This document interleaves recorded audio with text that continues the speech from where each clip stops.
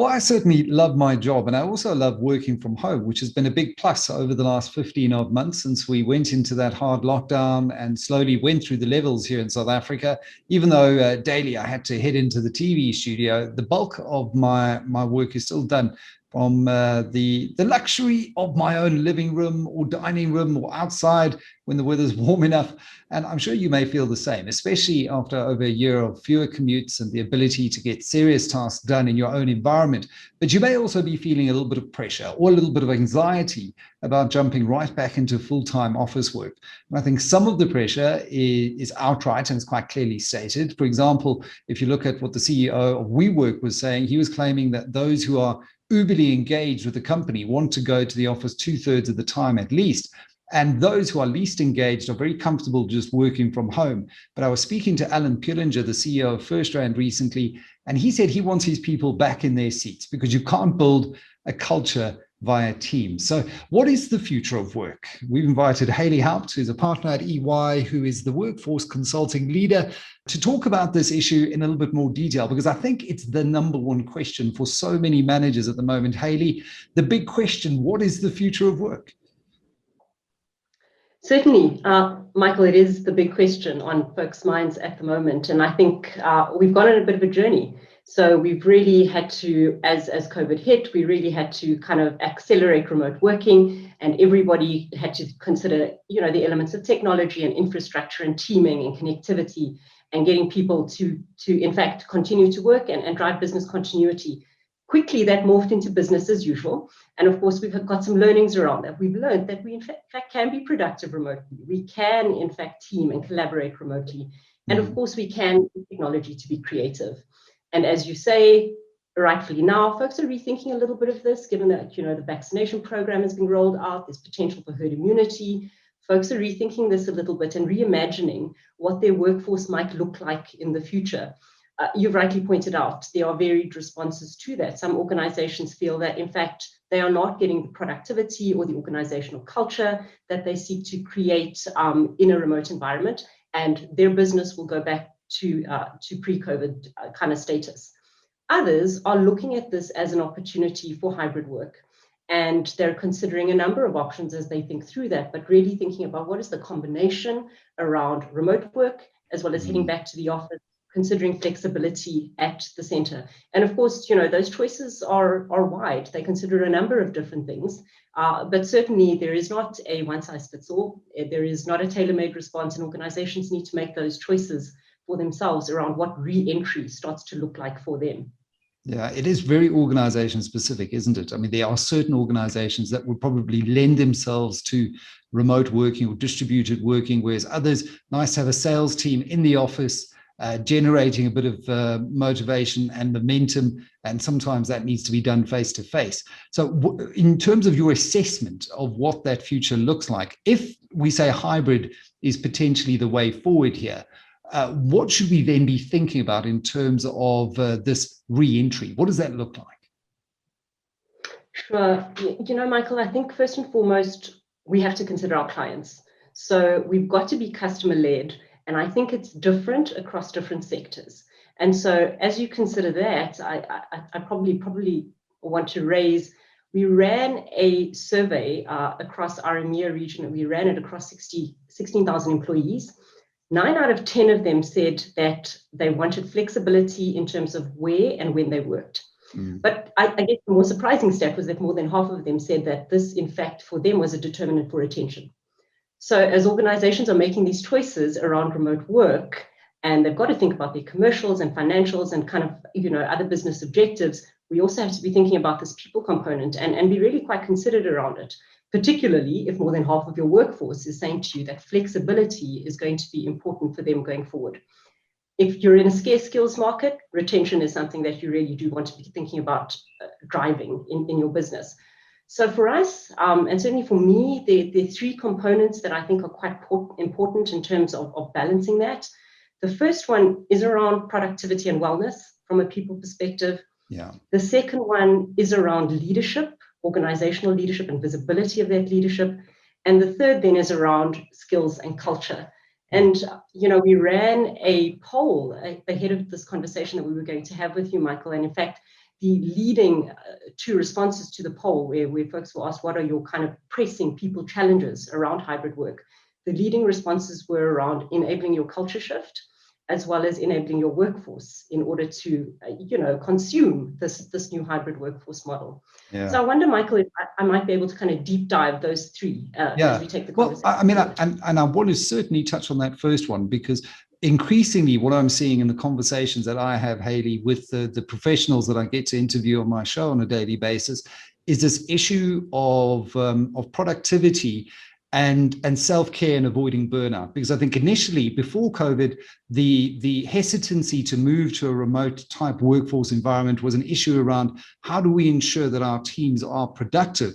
And I think what COVID has shown is that people, if anything, are more productive because you're not spending as much time in traffic, and certainly in particular white collar jobs and industries, you're seeing people very engaged, almost working a bit too hard. And I often say you're not working at home, you're living at work. And so the big issue for me is, how do you manage that? How do you manage people's time that they know when to switch between being at work and being at home? So that first issue is very important for me. Yeah, Michael, we kind of dove into this high productivity as we went into remote work, and it seemed organic. And it seemed as if, that folks were kind of highly productive, and this was almost organic, and it may have been at the expense of some of the wellness of our people. And of course, over a long period of time, that does lead to things such as burnout. I do think organizations have been thoughtful around that, and they did institute various, interventions around employee wellness. That said, you're 100% right. We don't yet have that equilibrium right. And we haven't yet created the boundaries and the frameworks around that. Or in fact, if we've created them, perhaps they're not as well instituted as we would like. One of the things that we have to consider are, what are the behaviors that are important for us around hybrid work? And it's around things like, where are your boundaries? And how do we, as an organization, think about those boundaries? And as leadership, begin to demonstrate those boundaries. I think without leadership and without the tone being driven from the top, it's really quite difficult for the rest of the organization to adopt some of those behaviors. I think the other thing that we've got to be thinking about from a hybrid work approach is that folks had release or energy spikes in different ways pre-COVID. Your daily commute, for some people, that was really just a time for self-nurturing, as it were. The little walk to the elevator, going to grab a coffee, those were energy spikes that we had. And we don't necessarily understand how those feed into the individual agenda, but certainly we do know that this equilibrium is not really where it needs to be at the minute. And there's some work for us to do as organizations in terms of driving this. So I think defining those key behaviors, this kind of leads well into a leadership segue, but also having that driven by leadership, I think that that's quite important going forward.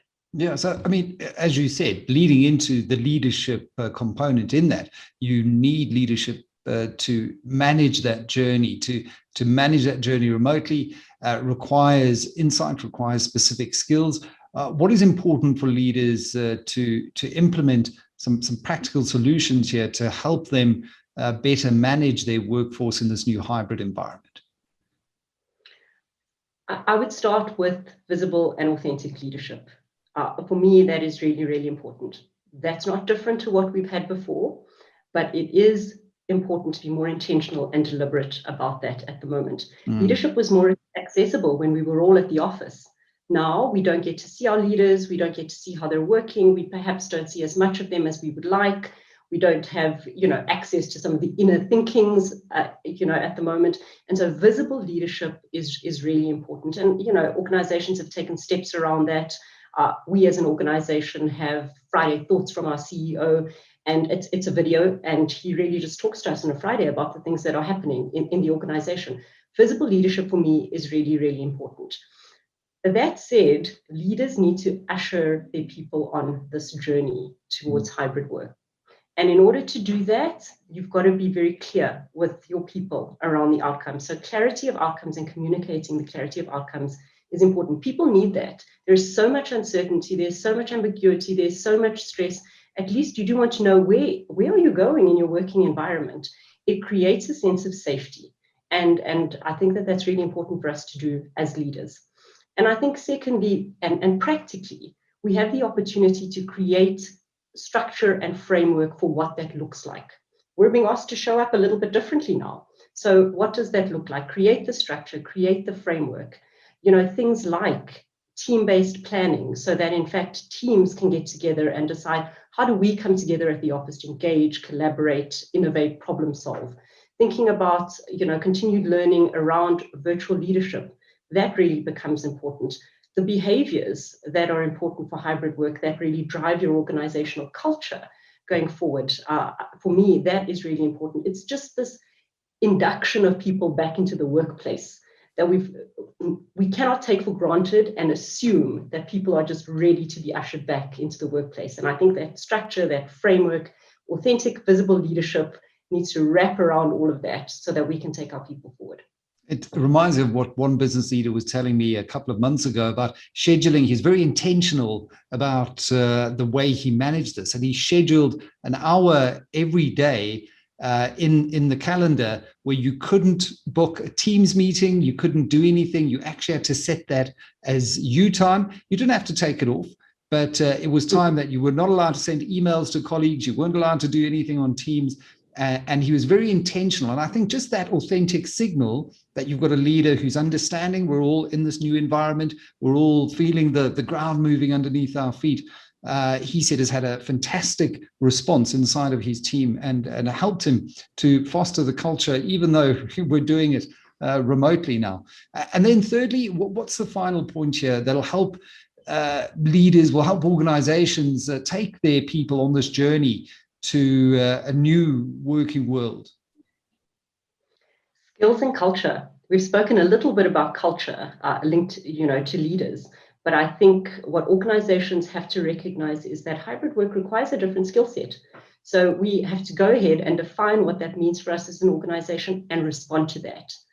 We've also got to be thinking about these learning frameworks that help get our people where we need them to go. We're building for leaders of the future that are going to work in uncertain, ambiguous times, rethinking how we network, thinking about that in a hybrid world, remotely, etc. So what are those learning frameworks that we want to be putting in place that help folks navigate self-led learning, helps folks navigate team experiences, and create the experiences for on-the-job learning and kind of informal mentorship. There are large parts of organizations who have joined the business during COVID or during the pandemic, during remote work, that have never actually gone to the office. They've never experienced teaming at the office. They've never experienced on-the-job learning and informal mentorship. We've got to be finding ways to integrate that into any kind of hybrid work model going forward. And I think for me, that's the importance of a hybrid work model, is really creating these experiences, these learning experiences for our people.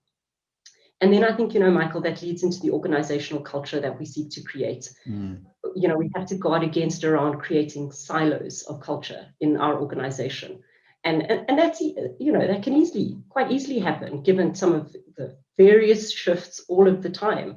We've got to get our teams to come together, but we want to make sure that all of those teams, the aggregate, the sum of those parts, is in fact adding up to the organizational culture that we wish to create. And we've never been more well placed to be thinking about our organizational culture and how we enhance that culture to drive the strategy that we've sought to adopt. So thinking and being very clear about the culture that you wish to drive, thinking about and defining those micro shifts in culture that will be important for you going forward, thinking about how we integrate those team cultures or build and aggregate those team cultures so that the sum of the parts is in fact greater than the whole. Yeah, and to your point, we talk about the difficulty of building culture online, but it also has some positives in that you can gather your entire team together much more easily than you potentially could in the past. And even across different locations now, it isn't a question of scheduling diaries and making sure that people are coming in from everywhere. You can literally do it at the click of a mouse. So use the benefits of the technology as well. Now, as you continue to engage with the market and your clients as EY, what things are you actually seeing from them or their workforce, given that this is such a rapidly evolving area?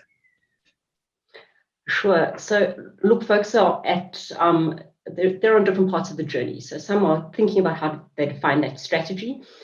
Some are thinking about, so how do we define the experience? We've thought about the strategy, how we define the experience, and they're on different parts of the continuum around that. What we are seeing, though, is that regardless of where people are, there are a couple of things that we're just all kind of grappling with that will change significantly in a remote world. And the first one is productivity. And how do we differently measure productivity so that, in fact, we have confidence in terms of our reporting, in terms of how that feeds into organizational metrics.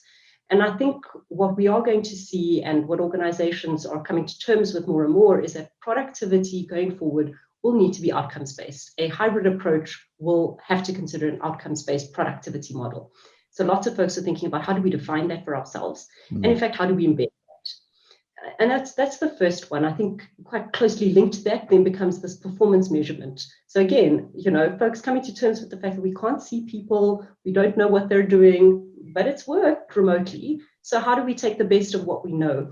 And what that really means is that we've got to consider performance measurement in terms of individual career growth. We have to manage poor performance, of course. Every organization has to do that. But what we want to be doing is kind of having authentic conversations with the individual. One of the talent leaders that I work with, she uses the term the 360-degree view of the person in front of you. And I really like that, because I think we can afford to forget that at times.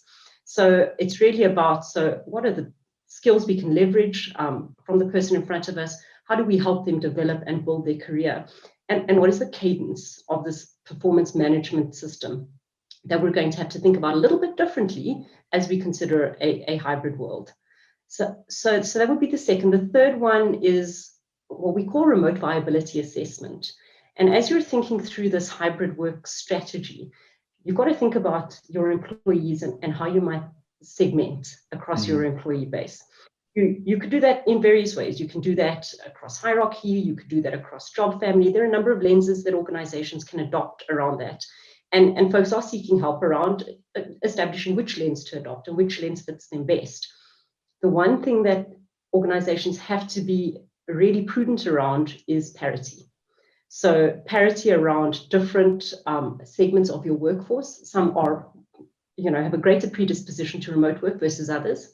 And for those that cannot work remotely and must come into the office, how do we create parity across the workforce, that folks are in fact feeling valued? They see that, we have acknowledged that there does need to be parity across the workforce around that. So that is something that's emerging quite strongly. And there are really some innovative solutions that we're seeing in our markets around that, which is quite exciting, because again, we're at the forefront of so much change for our people. And we're seeing some innovative things in the market around that. Probably the last one that I would highlight is really around at a workforce level remuneration. So again, all of this change, all of this adopting a hybrid workforce model, what does that mean for me in terms of my income and my remuneration? And organizations are having to pull that into thinking about what is a progressed or advanced employee value proposition. So we are seeing a lot in the market about folks thinking about, what is this value proposition? How do we refresh it? How do we enhance it? And how do we make it compelling for our people going forward? So those are kind of the top things that we're seeing at the moment. As you said, Michael, it's fluid, it's continually changing. There isn't, a solution that you can just package and take at the minute. Folks are moving along that journey and making the choices that they need to make in order to be successful, drive the employee experience that they wish to, and of course, remain sustainable. Yeah, and within all of that, it offers the organization an opportunity to get to know their people that much better, to understand the personality types that tend to do well in a very unstructured, very sort of flat organizational structure, and those that need a little bit more hand-holding, that anxiety to be put to bed that you mentioned earlier. And within that, the opportunity to display that authentic leadership as well.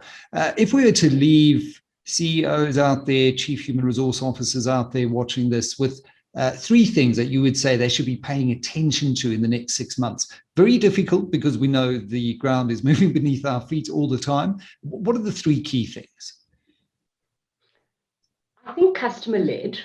So whatever model we define for ourselves really does need to drive the client agenda. That, in fact, ensures that we remain sustainable as an organization. It gives us the opportunity to create the people experiences that we wish to create. I think what it also does is it gives us the opportunity to have these conversations with our clients around what works versus what doesn't work, and integrate that into some of our thinking. So for me, customer-led, that's got to be one of them. The second one is around striking that right balance. So how do we support our clients and support our people, create the right experiences for our people? And that said, Michael, we've got to take our people on the journey with us. So while we can construct a strategy around anything really, and around this hybrid work model that we want to take forward, what you want to do is make sure that you're taking your people on that journey. So create pilots, test those with your people, iterate off the back of learnings, infuse some of the employee listening outcomes that you've gathered into some of that structure that you're creating. And that really helps people feel that they are part of that journey. And so I think, creating that right balance is an important one as well. And then I've spoken to skills and culture. I think it's really, really important. We have this, I read an article and they coined the phrase once in a generation opportunity. To reframe our organizational culture, to reframe our people experience, and to reframe our customer experiences. And we really, I think the confluence of those three is probably where your sweet spot is. That being said, that's not easy. And I think we are all navigating that as we go along. But I think if you can be guided by those as some principles, that would really, benefit organizations just in terms of creating this workforce that is ready, that's willing, that's able. And really is such an exciting time. If you think about it, once in a generation opportunity here to reimagine the future of work, and something that really hasn't come along in our lifetime. So grab that opportunity, have that two-way conversation. And I'm sure the organizations that do that really do it authentically, are going to be the ones that stride out from the pandemic and are way out in front, just in terms of being a place where people want to work and also in terms of setting the pace as well. So Hayley Haupt, partner for Workforce Advisory Lead Africa at EY, thank you so much for helping us reimagine what the future of work might look like. Thank you, Michael, so much for the opportunity.